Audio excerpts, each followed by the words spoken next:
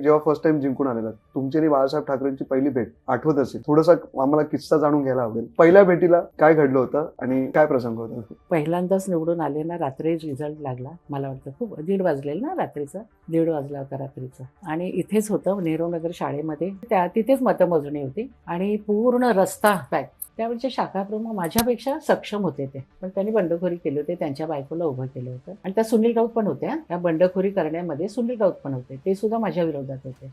मासाहेबांचा banner लावला तर तो त्यांनी काढायला पोलीस स्टेशनला कंप्लेंट केली होती. आता म्हणतायत ना कट्टर आणि गद्दार. पहिला गद्दार ह्यांनी केली, गद्दारी सुनील राऊतने, बाबा कदम आणि विजय तोडणकर.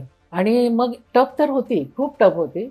मी पण म्हणजे जिंकण्याची आशा सोडली होती. पण जेव्हा मतमोजणी सुरू झाली तर एक एक रिझल्ट येत होते. पण माझं नेहरू नगर आणि इकडच्या मतपेट्या जेव्हा फुटायला लागल्या तर मी 550 मतांनी निवडून आले. क्या बात आहे. पहिल्यांदा 550 मतांनी निवडून आले. अनएक्सपेक्टेड म्हणजे हो हो.